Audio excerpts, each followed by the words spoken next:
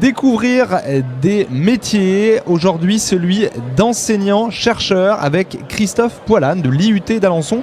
Christophe Poilane, bonjour. Bonjour. Alors, vous êtes enseignant-chercheur en mécanique des matériaux. Il va falloir expliquer ce que c'est qu'enseignant-chercheur et ce que c'est que la mécanique des matériaux. On va peut-être commencer par la mécanique des matériaux, si vous le voulez bien.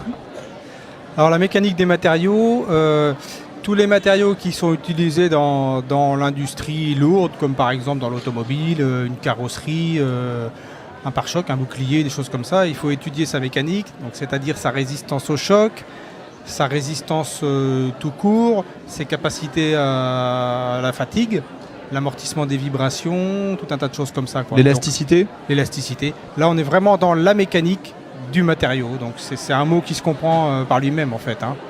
Et alors, enseignant-chercheur, a priori, ça a l'air assez simple. Il y a à la fois de l'enseignement et de la recherche. Oui, alors c'est les métiers. Enseignant-chercheur, c'est le métier principal des profs de l'université, d'une façon générale en France, et des écoles d'ingénieurs d'ailleurs. Tous les enseignants dans les universités et dans les écoles d'ingénieurs sont des enseignants. En général, c'est enseignants à 50%, chercheurs à 50%. C'est notre statut, quoi. Est-ce que vous avez un domaine de recherche très particulier ? C'est-à-dire que, est-ce que vous avez un sujet d'étude en ce moment qui est très particulier, que vous voulez nous expliquer rapidement ? Oui, tout à fait. Moi, je travaille sur les matériaux composites, donc c'est-à-dire un mélange de renforts, c'est-à-dire de fibres et de résine. Et la fibre que j'utilise, c'est une fibre végétale, c'est la fibre de lin. Donc je suis spécialisé dans ça, dans les matériaux composites à base de fibres de lin. Et donc l'idée, c'est de pouvoir mélanger ces différents matériaux pour pouvoir voir en fonction des degrés de mélange, je suppose, comment c'est plus élastique, moins élastique, plus résistant, moins résistant. Ça correspond à ça, du coup, votre métier ? Alors, les composites, l'objectif, c'est de réussir à fabriquer des pièces dans lesquelles les fibres sont orientées là où il y a le besoin. C'est-à-dire si la sollicitation elle est dans une direction, les fibres, on va les mettre dans cette direction-là. Donc ça, c'est la catégorie des matériaux qu'on appelle les matériaux composites. Ça, c'est la base. Le secteur des matériaux composites avec des fibres végétales, en fait, il est lié au contexte de développement durable, au contexte de la raréfaction des ressources, essayer de remplacer des fibres qui sont des fibres conventionnelles par des fibres végétales. Ou alors ajouter des fibres végétales à des matériaux composites conventionnels. Voilà. Pour certaines propriétés très intéressantes. Et la partie recherche, comment est-ce qu'elle se passe ? Est-ce qu'elle est purement théorique, à base de calculs, à base de, j'imagine d'équations, de choses comme ça, ou est-ce qu'il y a une recherche empirique aussi avec des tests qui sont faits sur ces matériaux-là ? Les deux, en fait, ça dépend des chercheurs, ça dépend des laboratoires de recherche, ça dépend de la proximité qu'on a nous-mêmes avec des industriels, évidemment. Donc moi, dans mon cas particulier, je fais beaucoup de recherche expérimentale. Je travaille avec les industriels. J'utilise aussi pas mal les logiciels de calcul numérique. Actuellement, en mécanique des matériaux, je dirais qu'on fait d'un côté des expériences, de l'élaboration des matériaux, ensuite de l'expérimental sur les matériaux qu'on a élaborés. D'un autre côté, on fait du calcul avec des logiciels, du calcul numérique, et on confronte ces deux résultats. Parce que l'objectif, c'est de pouvoir développer des moyens de prédiction, des moyens numériques de prédiction. Je vais prendre un exemple très très simple. Si on veut, faire des bombes nucléaires, et puis faire des essais de bombes nucléaires, ça coûte très très cher et c'est très destructeur et puis c'est pas bien du tout. Si on est capable à la place de ça, de faire du calcul pour savoir ce qui va se passer, c'est quand même beaucoup mieux. Et on est exactement dans cette stratégie-là avec les matériaux, C'est-à-dire, en plus, ça coûte beaucoup moins cher de faire des calculs. Par contre, évidemment, il faut bien connaître son matériau, sous toutes les coutures. C'est-à-dire ce dont vous parliez, l'élasticité, la résistance, il faut caractériser tout ça. Donc, ça, c'est le côté expérimental. Et de temps en temps, il faut vérifier par le côté expérimental, justement, les 10 calculs. Ça marche dans les deux sens. Il faut alimenter les codes de calcul avec des résultats expérimentaux et il faut, après coup, faire l'opération inverse. Alors, enseignant aussi, donc enseignant-chercheur, est-ce que vos élèves sont directement impliqués dans vos recherches ou est-ce qu'il y a une vraie séparation entre ce que vous enseignez d'un côté et vos recherches de l'autre ? Ça, c'est une très bonne question. La raison pour laquelle, à l'université, les chercheurs sont aussi enseignants, c'est justement parce que normalement, on est là pour former à nos connaissances les futurs chercheurs. C'est ça le principe. Seulement, tous les gens qui passent par l'université ne deviennent pas chercheurs, hein, évidemment. Donc en fait, la vraie réponse, ça dépend du niveau auquel on enseigne. Donc moi, particulièrement à l'IUT d'Alençon, c'est Bac plus 1, plus 2, plus 3. On leur fait pas faire de la recherche. Par contre, effectivement, il y a quand même une interaction directe dans la mesure où, par exemple, les produits que moi je teste, eh bien, j'ai des étudiants qui, en projet tutoré, utilisent ces produits-là et, par exemple, participent à l'éco-marathon Shell avec une voiture qui est construite à base de fibres végétales. Voilà, donc il y a quand même, heureusement, un rapport entre les deux disciplines, quoi. Votre parcours à vous, personnel, comment est-ce que vous avez choisi de devenir et quand vous êtes devenu enseignant-chercheur? Est-ce que c'est dès la maternelle ou au biberon vous vous êtes dit plus tard je serai enseignant-chercheur en mécanique des matériaux?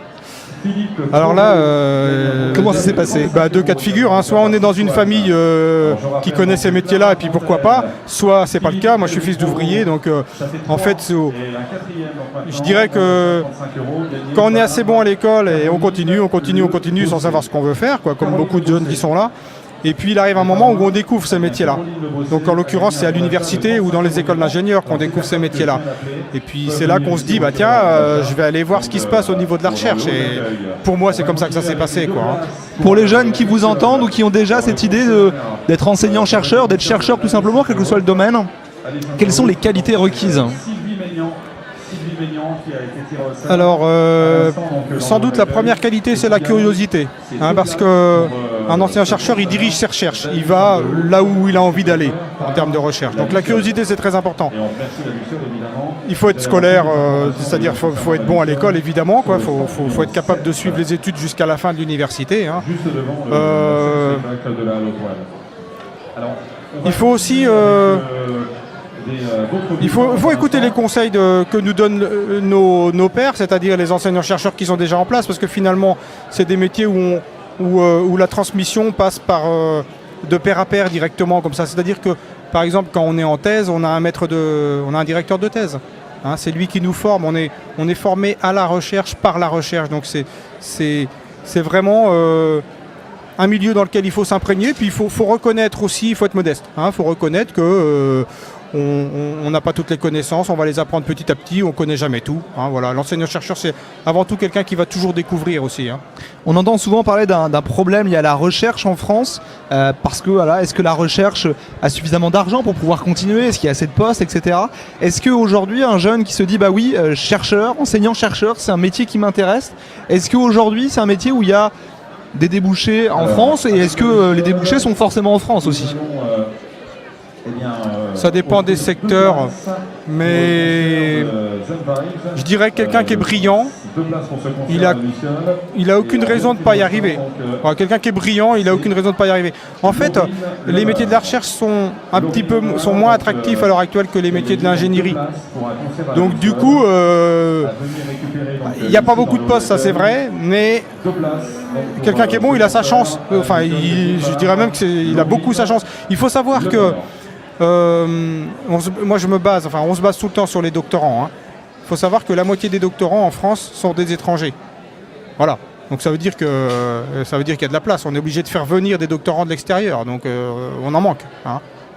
Alors on parle de doctorants justement. Quel est le cursus, quelle est la formation idéale pour devenir chercheur ou enseignant-chercheur?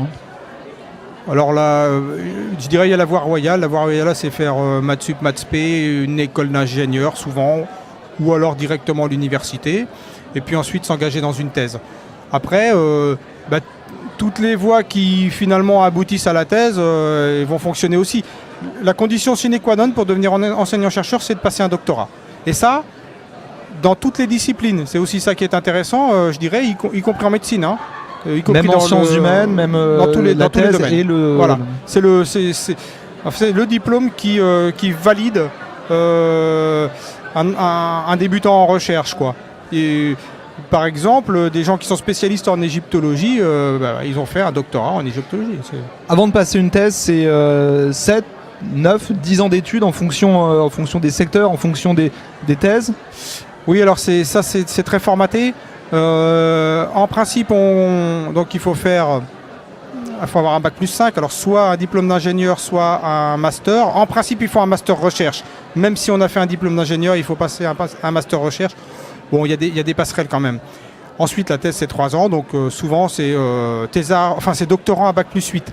Il y a des exceptions, j'en connais une, c'est la médecine, parce que la médecine, donc il y a une thèse d'exercice, et ensuite, il y a une thèse un peu plus longue pour la médecine. Est-ce que dès le début du moment où on est thésard, c'est-à-dire on commence à travailler sur sa thèse, on peut déjà commencer à enseigner, on peut déjà commencer à travailler, puisque on ne commence pas à faire de la recherche. Une fois que la thèse est en poche, on commence déjà avant l'obtention de la thèse, dans le cursus d'études. Oui, à notre époque, là, il y a un nouveau statut du thésard qui a été mis en place il n'y a pas si longtemps, qui est un statut de moniteur, c'est-à-dire que c'est des gens qui vont être 3 ans en doctorat et en même temps ils ont des heures de cours à faire, ils sont payés pour ça quoi. Un petit volume d'heures, 3 fois moins que moi, mais ça permet de commencer. Merci pour toutes ces précisions, en tout cas des choses à rajouter éventuellement. Oh ben non, on a fait le tour. Oui. Merci beaucoup, à bientôt. Je vous en prie.